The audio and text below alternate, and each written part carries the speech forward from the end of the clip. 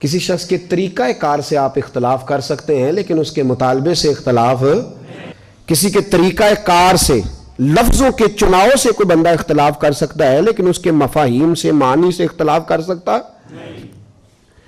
میں نے بہت پہلے کہا تھا جب یہ مسئلہ چھڑا تھا، میں نے کہا تھا کہ اشتعال اس پاکستان کے اندر عوام نہیں پھیلاتی، اشتعال حکومتیں پھیلاتی ہیں۔ ختم نبوت کا مسئلہ حل ہو چکا تھا، کھڑے پانی میں پتھر کس نے پھینکا؟ بول کے بتائیں، بول کے نہیں، سارے بولے، کس نے کھڑے پانی میں پتھر پھینکا؟ تو پتھر پھینکو گے تو پانی میں اشتعال نہیں پیدا ہوگا؟ پانی جو کھڑا ہے تو کیوں پتھر پھینکتے ہو؟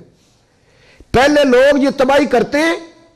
میں لاہور تھا 2-4 دن پہلے، وہاں بھی مجھ سے سوال ہوا۔ پچھلے ہفتے میں کراچی 2 دن کے لیے گیا تو وہاں بھی کچھ لوگوں نے مجھ سے یہ سوالات کیے، کہنے لگے جی کیوں، جب مسئلہ حل ہو گیا تو میں نے ایک نوجوان سے میں نے کہا ایک آدمی تیرے گھر کے اندر گھس کے، اگر تیرے گھر کے اندر گھس کے 1 لاکھ روپیہ چرا کے لے آئے اور جب شور اٹھے تو وہ کہے غلطی ہو گئی تھی، رکھ تو دیے دوبارہ پیسے واپس، تو اس کو معافی دے دینی چاہیے نا؟ تو دے دے نہیں، چپ جو کر گئے ہو، کیا خیال ہے آپ کا؟ مل جائے گی معافی؟ تو انہیں رکھتے چھڑنے پیسے ہوتے، کہہ بھی رہا ہے غلطی ہو گئی، لڑائی کس بات کی؟ جرم، ہاں کیسی بات؟ جرم۔ دیکھیں نا میرے رسول کریم سید عالم نور مجسم صلی اللہ علیہ وسلم کے سامنے آ کے صحابی نے کہا، حضرت اسامہ بن زید نے، حضور فلانے قبیلے کی عورت نے چوری کی، آپ نے ہاتھ کاٹنے کا حکم دیا ہے، حضور نیا انہوں نے کلمہ پڑھا تو مہربانی کریں سزا نہ دے، آپ تھوڑی موخر کر دیں، سزا حالات صحیح نہیں ہے، اب سزا موخر کر دیں، وہ غلطی مان رہے۔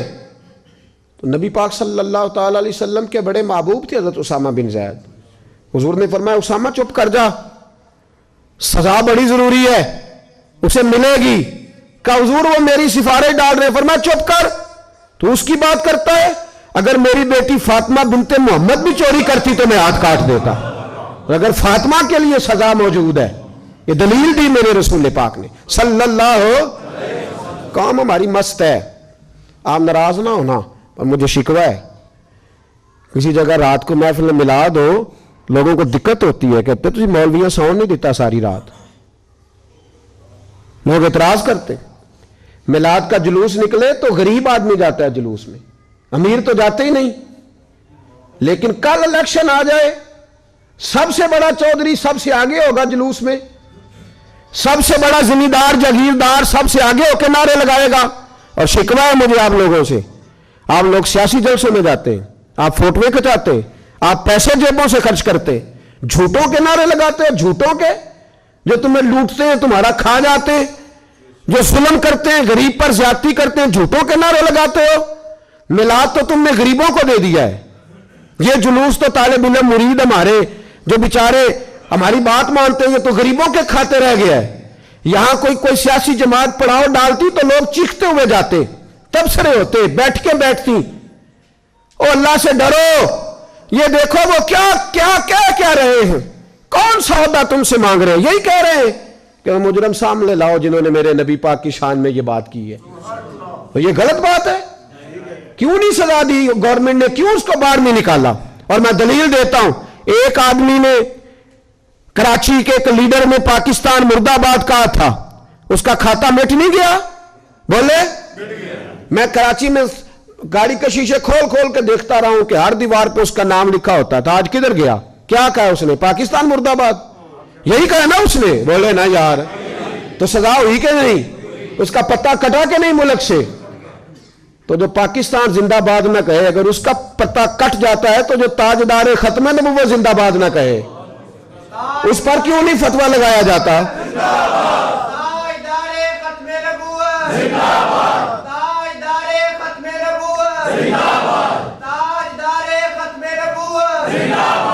تو میرے عزیز یاد رکھیں، ایک چھوٹی سی بات ہے، اور چونکہ ہماری ساری سیاسی جماعتیں لبرل ہیں، لبرل، ان کو مذہب سے کوئی دلچسپی نہیں، ہاں میں صحیح بات کہہ رہا ہوں، اور جو دین کے نام پر، اسلام کے نام پر ووٹ لے کے وہاں بیٹھتے، ووٹ اسلام کے نام پہ لیتے ہیں، اور پھر 2-4 ایم این اے بن جائیں تو پھر یہ لوگ بیچتے ہیں اپنے ایم این اے کو، پھر حکومت سے وزارتیں لیتے ہیں، तुम मजहब के नाम पे आए हो, तो जिनको तुमने इलेक्शन में गालियां दी थी उनके तुम सपोर्टर कैसे बन गए?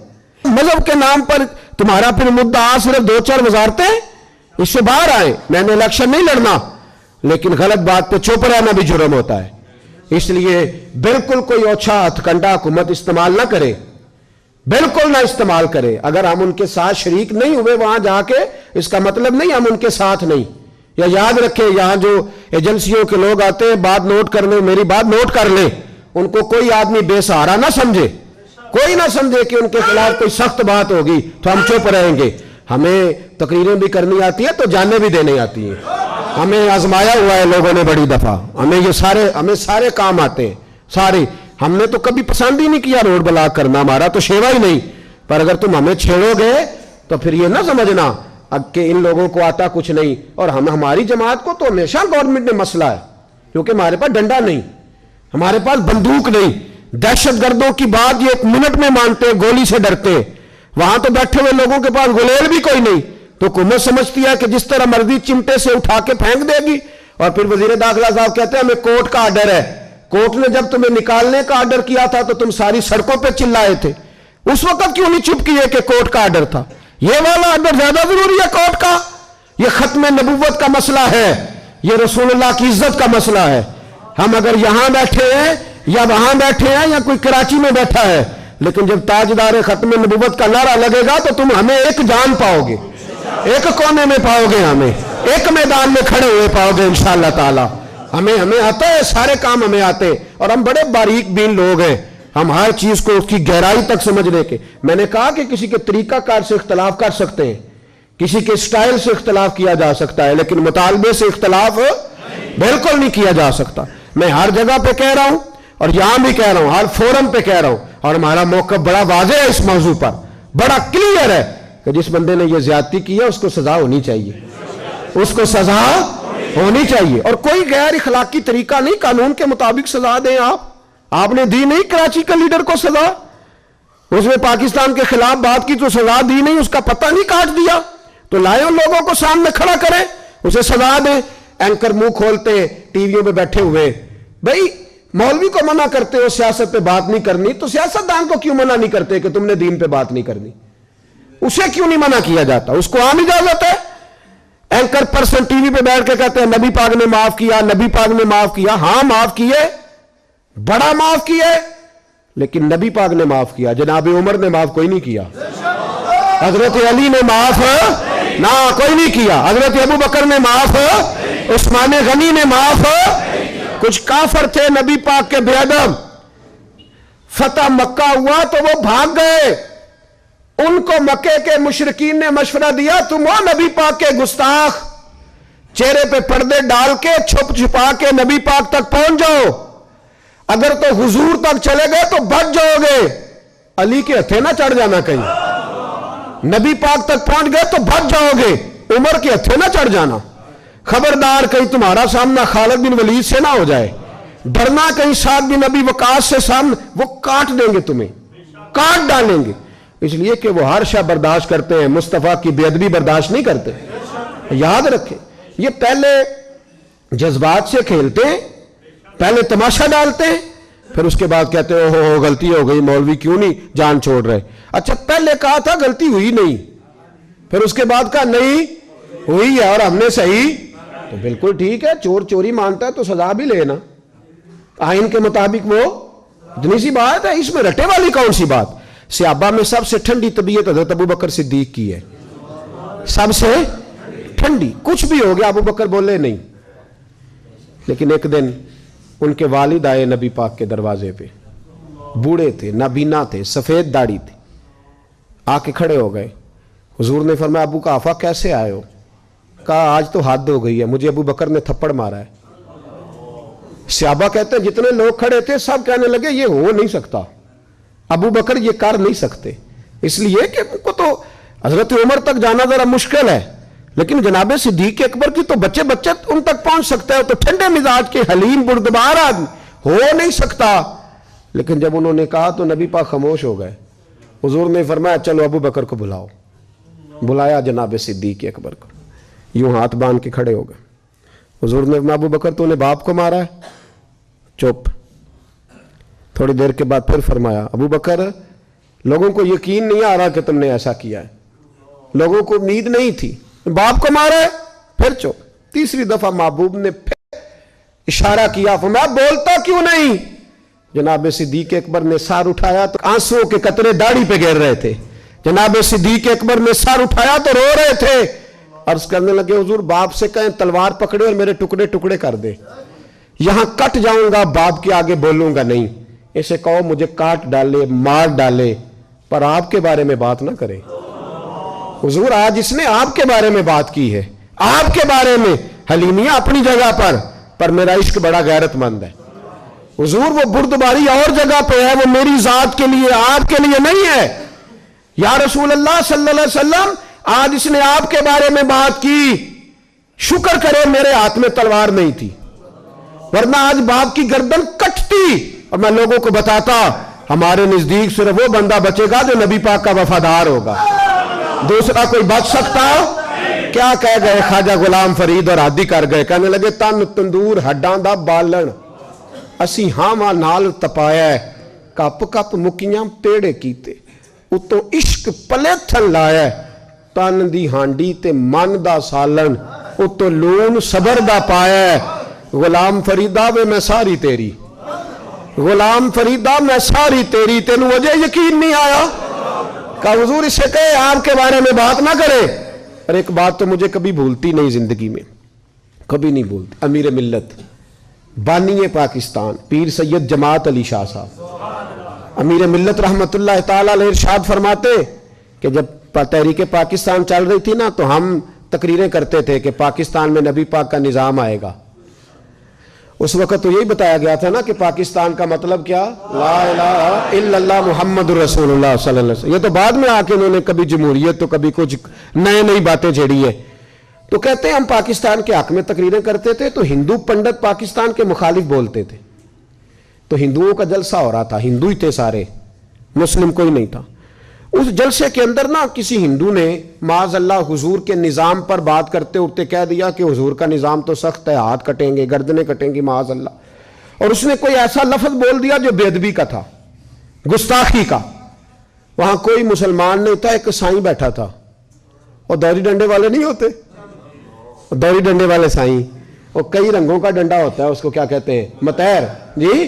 वो मतैर बड़ी लंबी उसके पास थी, दौरी डंडा, वो कहीं बैठा था दूर, कोई अपने काम लगा हुआ था, उसके कानों में आवाज गई, तो जो है मेरी बात पर, उसके कानों में आवाज गई तो डंडा लेके ना कहीं पीछे से चढ़ गया, पीछे से स्टेज पे, किसी ने रोका भी नहीं, साईं है इसने क्या करना है। तो वो साईं कहता है मैंने मारा एक ही, पर मारा पूरे जोर से, मारा सर में, और जब मारा तो बंदा ढेर हो गया, पकड़ लिया उसको, साईं को जेल हो गई। अमीर मिल्लत कहते मैं जेल में मिलने गया, वो शख्स जिसका हिंदुस्तान की हर गली में मुरीद बसता था, लाखों करोड़ों मुरीदों का पीर, कहते हैं मैं जेल में मिलने गया, तो साईं था पंजाब का रहने वाला, पंजाबी बोलता था, लेकिन कहते हैं उसने मुझसे गुफ्तगू की तो मेरे रोंगटे खड़े कर दिए उसने। उस आदमी को कोई उसे आयात ज्यादा नहीं आती, हदीस का हाफिज नहीं, कोई उसूल फिका से वाकिफ नहीं। कहते मैं गया तो मैंने कहा साईं ना तो नमाज पढ़े, ना तो रोजा रखे, ना तो मस्जिद जाए, इतना तू ज्यादती करता है दीन के साथ, और काम तूने इतना बड़ा कर दिया है। तो कहते साईं पंजाबी बोलता था, कहने लगा पीर साहब नमाज नहीं पढ़ता मेरी गलती है, अगर मैं मसीते नहीं जाता तो मेरी गलती है। कहते उसने फिक्रा कहा तो मुझे तो वजद हो गया, कहने लगा पीर साहब मैं गुनाहगार जरूर हूं पर अपने नबी दा गद्दार नहीं, मैं गुनाहगार जरूर हूं पर मैं गद्दार नहीं। ये कैसे हो सकता है, ये कैसे हो सकता है, मेरे सामने ही को मेरे नबी के बारे में बात कर जाए।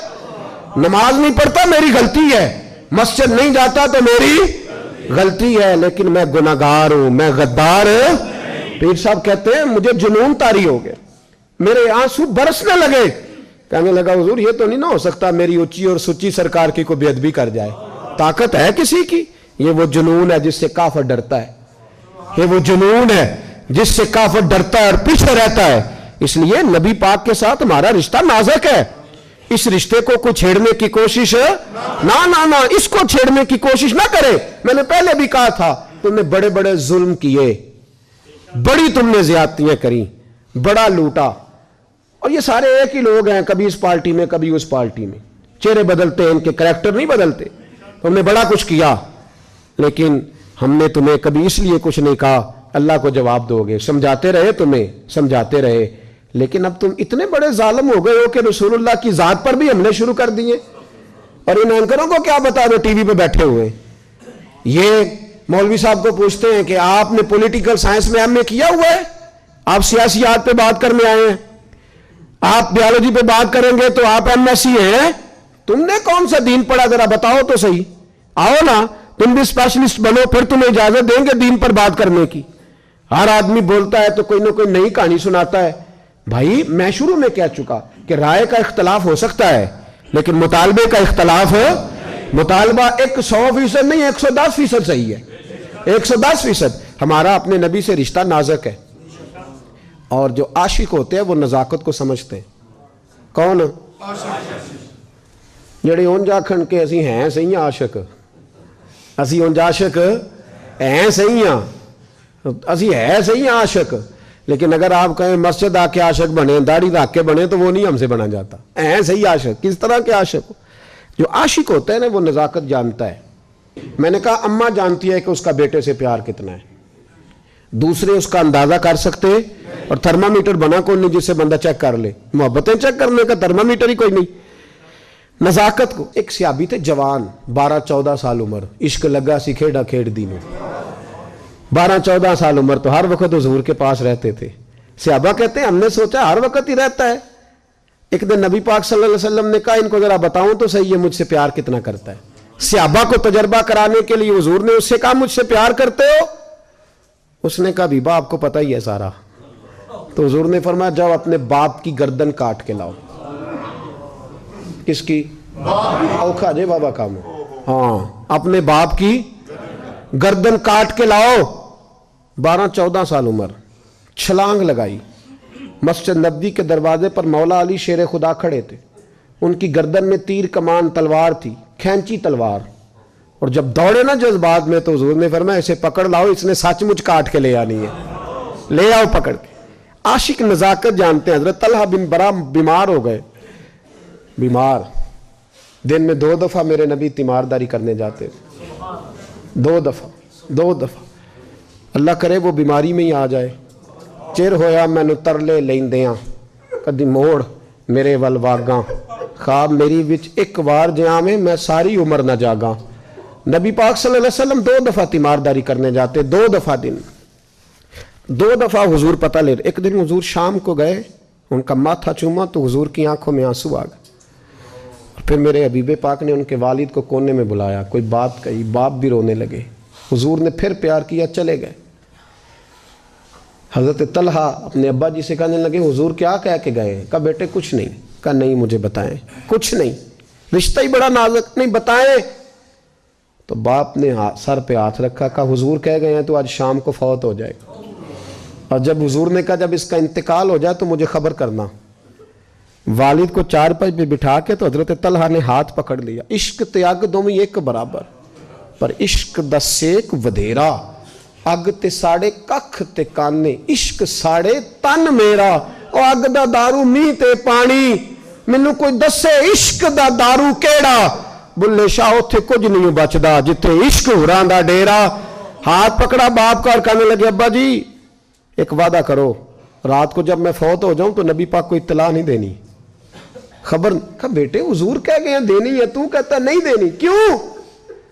عاشق نزاکت جانتے ہیں, اگرچہ 12-14 سال عمر تھی پر عشق پکا تھا نا, نزاکت سمجھتے تھے.